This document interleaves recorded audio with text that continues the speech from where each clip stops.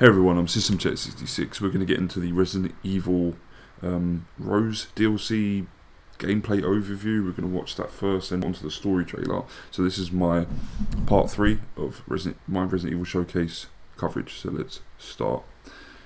Let's go. I'm Kento Kinoshita, the director of the Winter's expansion. Okay. Kento Kinoshita. Ethan gave his life to protect Rose. And in the end, you see how she's grown. Yep. What kind of person is 16-year-old Rose? That's what we wanted to explore, so we decided to have her at that age in this expansion. I'm wondering who this is, who she meets. An informant of some sort.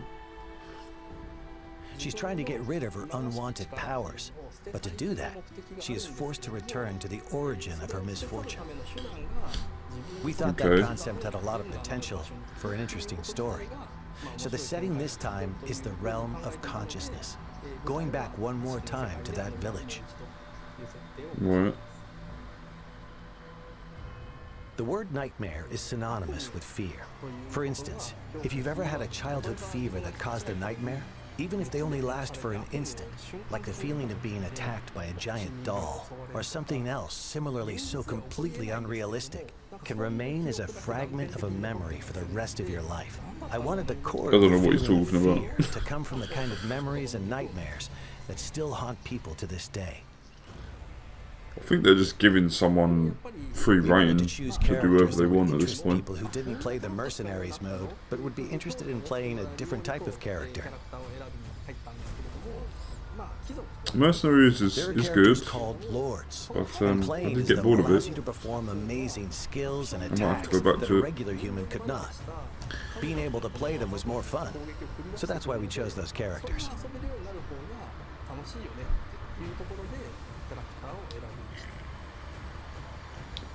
So they said they made Lady D slightly smaller. Time as possible was spent waiting for enemies to appear. For instance, She's not as tall if a as she player is doesn't finish off in an the main enemy, game. it will chase after the player. We made adjustments like this to raise the tempo and increase the fun of defeating enemy after enemy.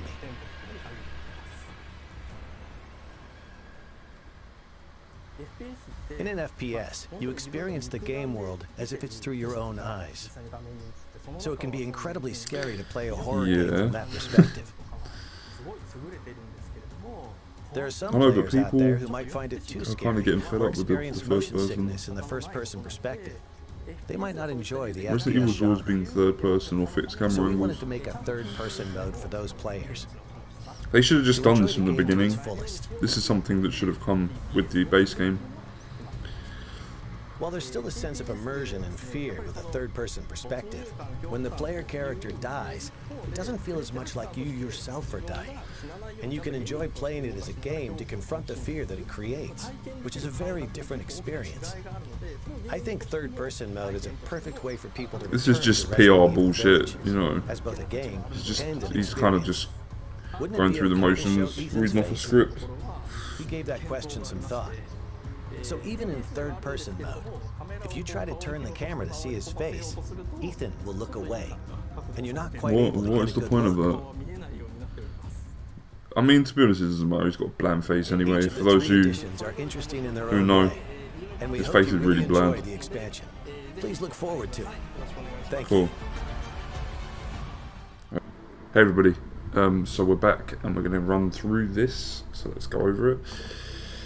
Not really as excited for this as much as Resident Evil 4 Remake, just because it's Village and I wasn't Village's biggest fan, but we get to see some interesting things. So Rose meets with an informant and he seems to know how to go about, I don't know, sending her on a quest. Let's just say that.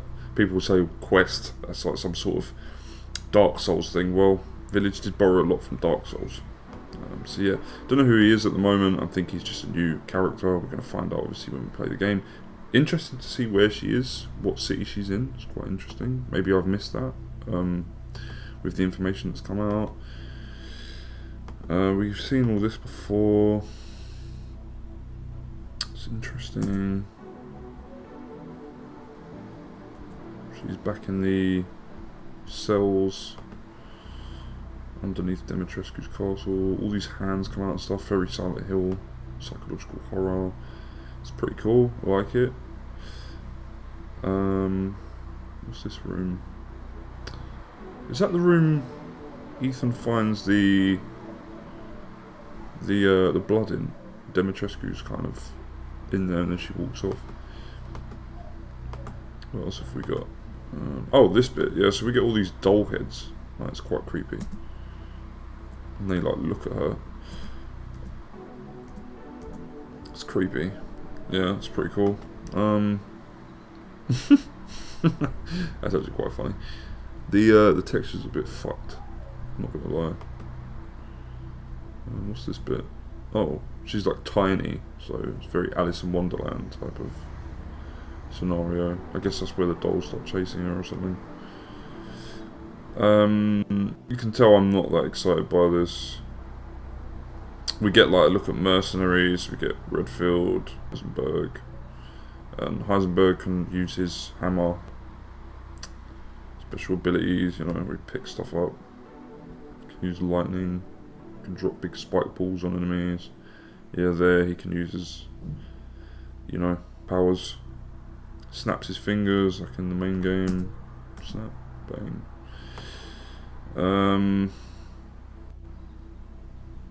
Yeah, not really interested with all this. And we get more of the ending to Resident Evil Village, but we can play it for longer. If you like that Call of Duty segment, then you're gonna love that. Third person mode, something that should have been added for free and shouldn't have taken this long. Goes on to say about how first person immerses you more.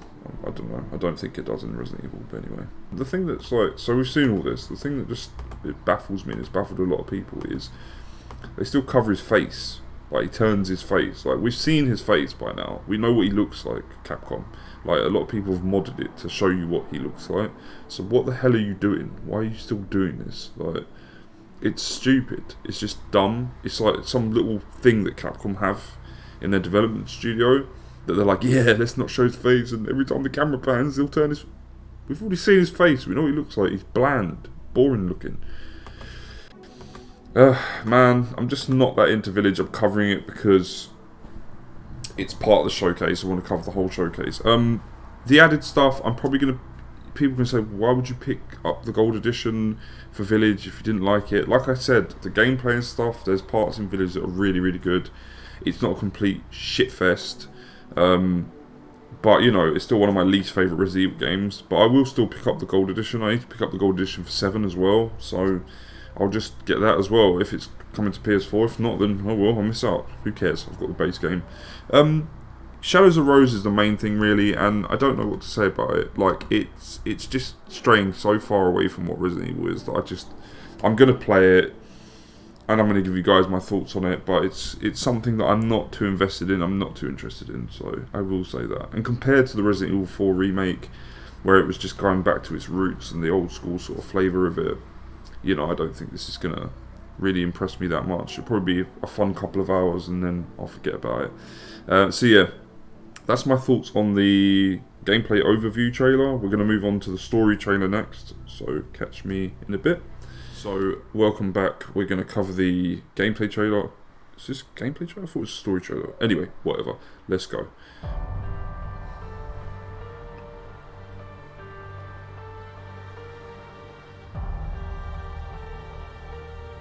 Happy half-birthday, Rose. Father's nightmare comes to an end. I just want to I find mean, it already did because he's dead. Okay, showing off the third person. I'll always be there for you, no matter what.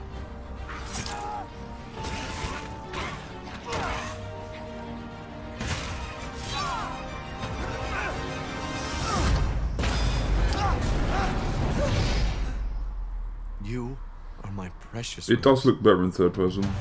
And I didn't care. So long as we were together. Oh man, I'm so sorry. I love you. Okay, so she finds a note from him.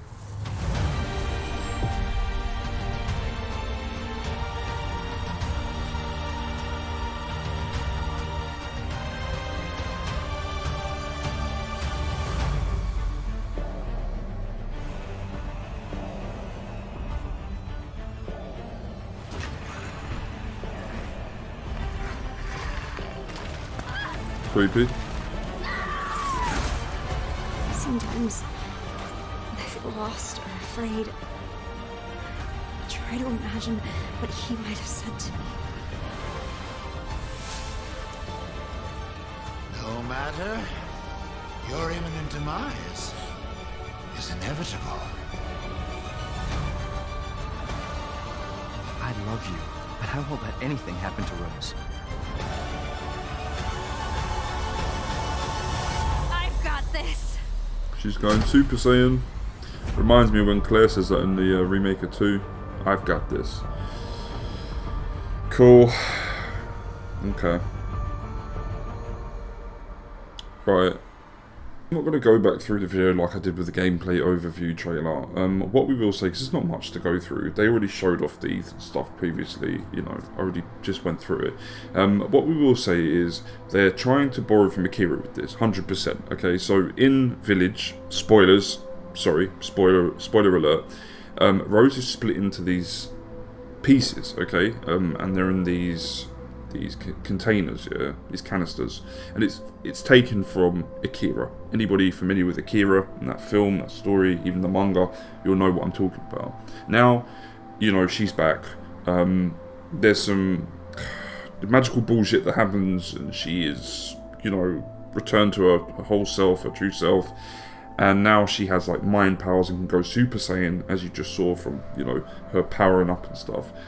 I mean, I don't really understand where Capcom are heading with this. It's all becoming very Alice from the Resident Evil films, to me. That's what it's becoming. It seems like it's borrowing heavily from shit like that. She has mind power, she can push things away within this dream world. The fact she's going into this dream world and all this other stuff, it's just, again, it's like, I don't mind that in Silent Hill. I don't mind that in, you know, games that are psychological horror that deal with things like that. You know, reality blending with a dream and stuff that's, you know, could potentially not be there. But in this, they're going just crazy with it, and I don't like that. That's not where I want to see Resident Evil go. It's the thing that I always feel with the Resident Evil series, yeah, or a Resident Evil game. I always feel like it should be there in front of the person, the protagonist. It exists, it's real, they have to take it on. That's the threat, that's the horror, that's the fear and the terror, yeah, that you feel, because this thing is right there in front of you. This hunter is there, it exists, it's going to rip your head off unless you shoot it with a 44 Magnum. That's the stuff that I love about Resident Evil. But now they're going into this realm of Alice in Wonderland, you know, psychological horror. It's not actually happening really, it's all taking place in her mind. And if you have something like Evil Within that is based in that type of dream world, that, you know, going into like an Animus type machine, and, you know, it's very Matrix inspired, going into an Animus type machine, I forget what the machine's called in Evil Within, and then fighting Ruvik in there. But it's not actually technically happening, but if you die in the dream world, then you're brain dead, then you die in the real world. All that stuff is taken from Inception, is taken from the Matrix, and that's cool because Evil Within was created and built on top of that, yeah, from the very beginning, from the outset. Resident Evil isn't. It's never been about this type of stuff. It's not. You can have some psychological horror thrown in there, definitely, but other than that, it's all stuff that exists in the real world.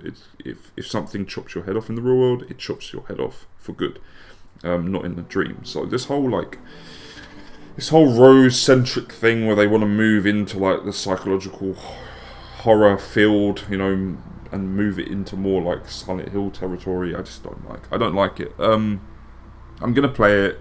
It's gonna be fun for a few hours, and I'm probably gonna forget about it because to me it's not Resident Evil. That's just it at the end of the day. So, trailer was alright. I'm interested to know who that dude is, and, you know, where she's sort of based in terms of like the city, because you can see she's based. Sort of, she's talking to him in a sort of in city surroundings. So I want to know where that is. And yeah, I'm interested to see how they tie this story together, like how they end Ethan Winters' story with her.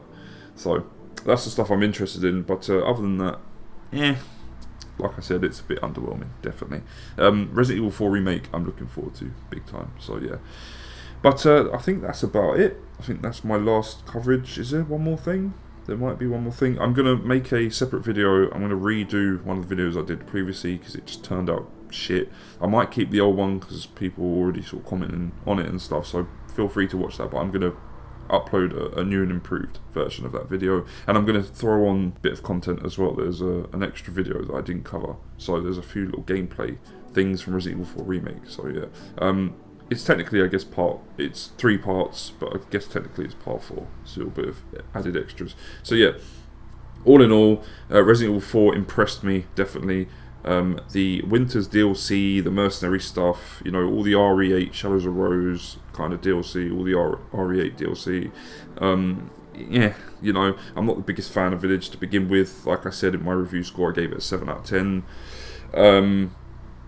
But it's extra content from Capcom, so I'll take it. Do you know what I mean? I'll take it. It's something to play through. So yeah, overall though, Resident Evil 4 Remake was the one that impressed me, and it looked damn good. It looked damn good. So that was my Resident Evil showcase. I think I'm going to cover the Dead Space trailer as well, so keep your eyes peeled for that. Keep it locked to my channel for any more Resident Evil content. I'll always cover this series. It's my favourite series of all time, even if it, you know, with the newer number titles, it's not going in the direction that I particularly like. I'll still cover it because I still find things interesting within this series. So yeah, keep it locked to my channel for any more Resident Evil content, any more survival horror content as well, and just gaming in general. And yeah, I'll see you again soon. Take it easy. Have a nice rest of your weekend. Peace.